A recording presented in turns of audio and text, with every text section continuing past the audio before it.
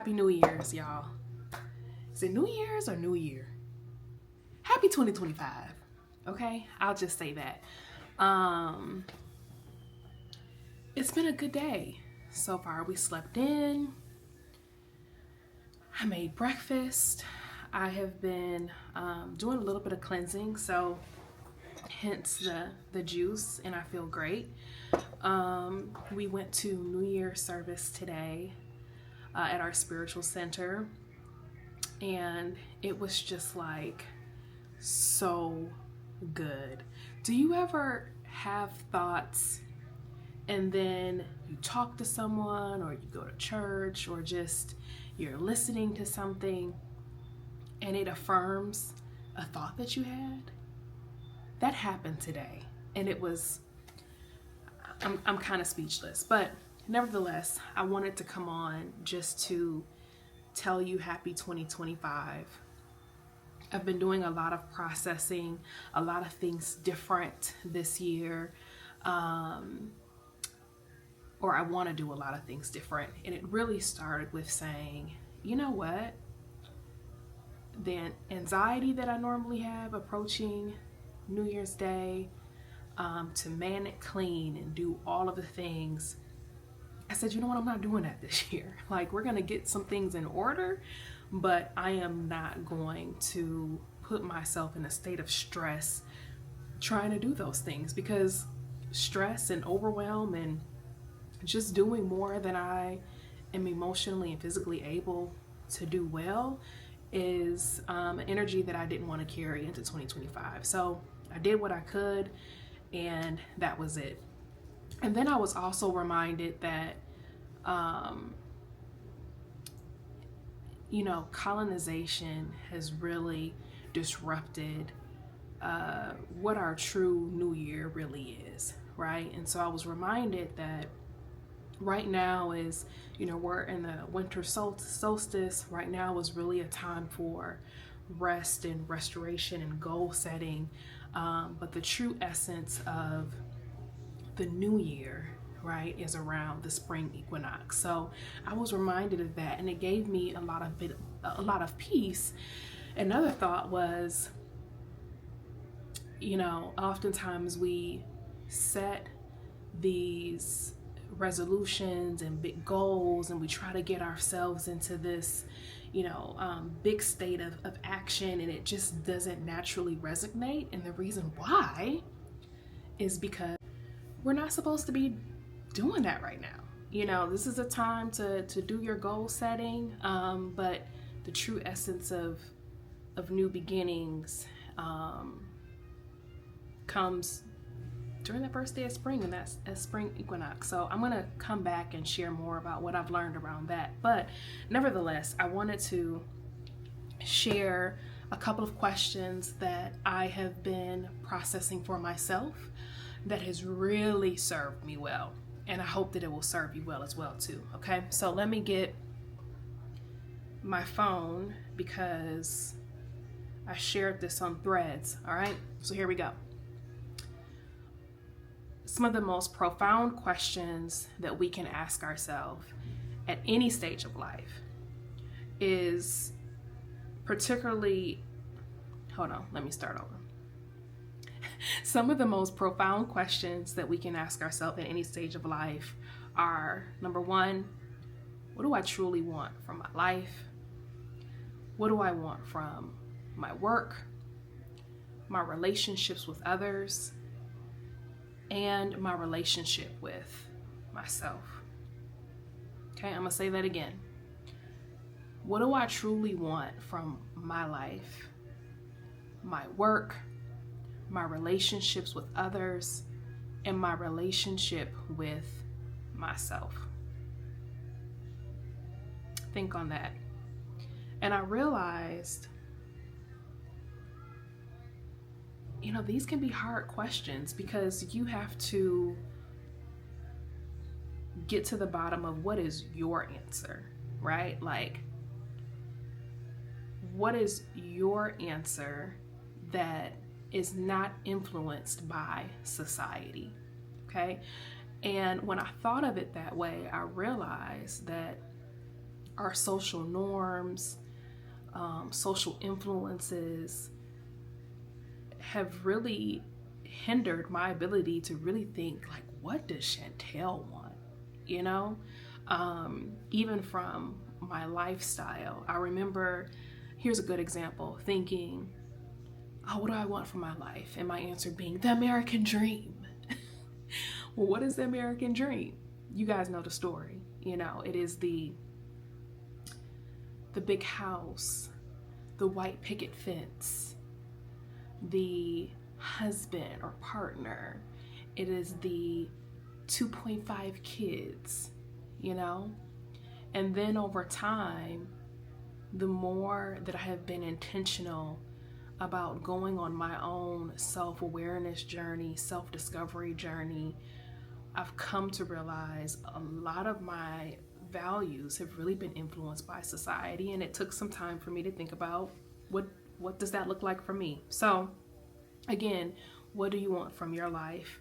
Also, you know, I spent years even asking the question, what is my life's work?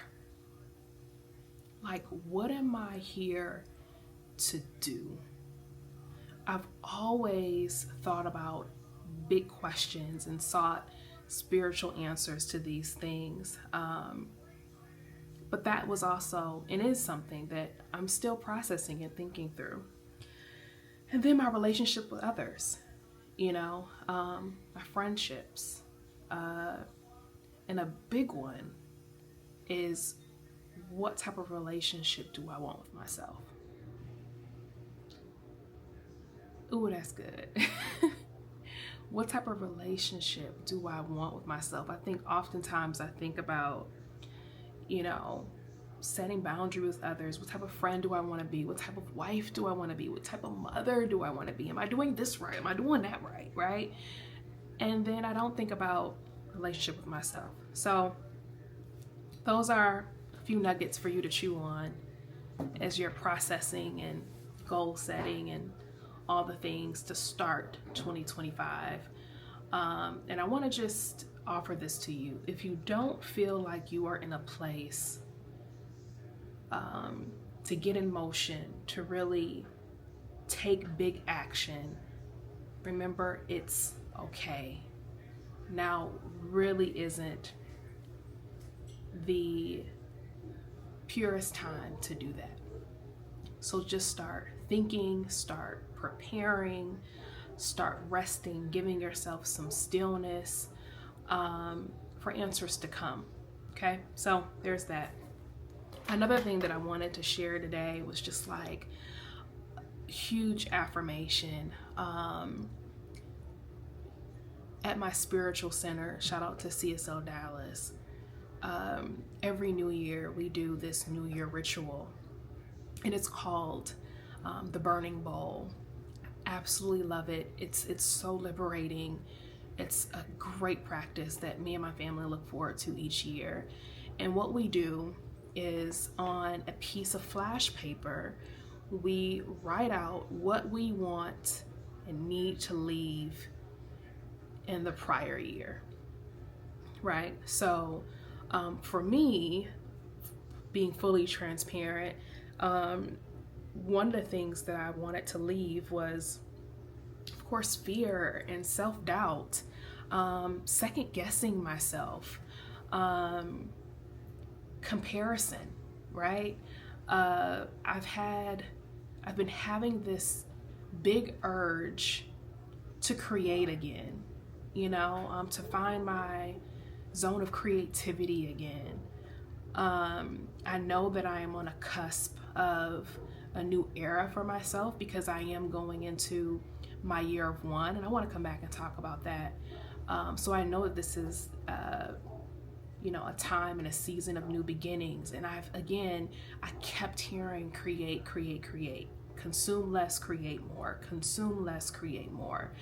And would you know it, that was the topic of discussion today during our talk. So anywho, going back to the flash paper, we write out the things that we want to leave behind. Everyone does. And then we put it into a big bowl, and then our spiritual leader and director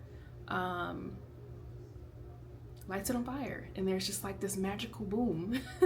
And it's just like, oh, it's so liberating to watch. So I left and burned some things today, and this is part of my practice of what I want my new era and season and year to be like, which is creating and not being afraid to get in front of the camera and questioning. Again, so I'll be fully transparent. I have been feeling like I needed to do more documentation of my life, right? Mostly for the purpose of documenting for my girls.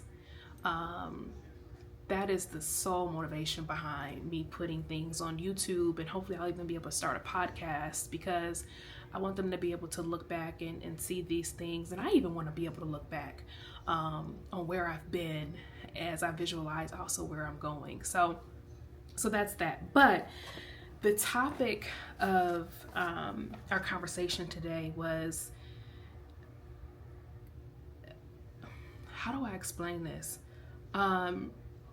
If you are a spiritual person or even a religious person, you understand the notion of, me and my creator are one, or I'm created in the image and likeness of God, right? And so where we parked on was emphasis on being a creator. If God is a creator and God created me, then that means also that I am a creator too, right? And so all of us have asked the question, or should be asking the question, like, what is my purpose here on earth? And one common purpose that we all have is to co-create, right? To be and embody the image and energy of our creator, which is the essence of creating, right? And so the reason why this landed so well to me was because I told you I've been thinking a lot about getting back into creating. So that's what I'm doing. And all the dots just started to connect at this point, because I've always known that I look for God and spirituality and everything. And even one of the things that has prevented me from wanting to start my channel is like, I don't know what I'm supposed to talk about, right? Like, I just don't know. Like, what is my brand? What is this? And then I started comparing myself to other channels, and I'm just like, nothing really resonated. But today it really clicked, where I thought, what do I want to share on this platform? And I really just want to share my journey, right? My journey of finding my way to my life's work, finding my way to joy, finding my way to health and self-realization and liberation and all of those things. And I've had the urge also, and I've been sharing more recently, of just like sharing what I'm creating in the kitchen, right? And the dots connected there of just like, even that is such a spiritual practice. Something as simple as cooking a nourishing meal. And I've always wondered, like, why am I so captivated by this? I have never wanted to be a chef, a cook, any of those things. But when I am able to create something from nothing, even in the form of a meal, it does make me feel connected to my creator. And so I'm hoping that on this channel, I'll be able to show all of the different ways that we can practice connecting to God, connecting to our highest self, just through everyday things, whether it's cooking something delicious, making some juice, uh, being with our family, doing our care tasks, other things that interest me right now, like gardening and getting back to some of our ancestral ways, right, and skills.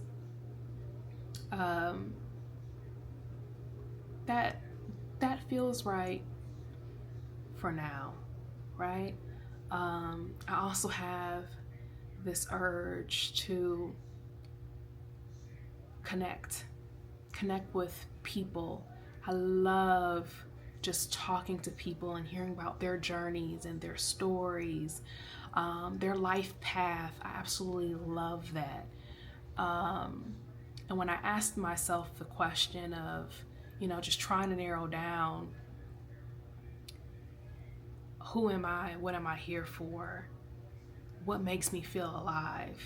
A big piece of that is the connection, right? The connecting with other people. I feel most alive when I'm having some of the simplest conversations, even in talking about sourdough or how someone found their life work or their journey to motherhood, all of those things. So there we have it. I want to share a couple of notes that really resonated with me today. This was interesting. My minister said the number one word, I think that was most like researched or something like that, in 2024 was manifest. Manifest. Okay, so we know there's a connection between creating and manifesting. So again, we talked a lot about we are made to be creators. We talked about how our fourth state of consciousness is knowing who and what I am. I am a creator. You are a creator, right? We talked about creating is more than art. And I remember thinking that. I remember thinking whenever someone said you're a creator, my mind automatically went to being an artist, a painter or a creative. But in essence, we should all be artists, right? We should be artists of creating our life, the life that we want to live, and the experiences that we want to have while we're here on earth. So that really resonated with me. I wrote down a quote that Prince said, which is, to create something from nothing is one of the greatest feelings. That made me smile. I create a world of peace within me. Ooh, this is also a good one. It is better to create than it is to learn. I am creating a better relationship with myself. Okay. Yeah. I'm trying to see what else here. I made some other notes.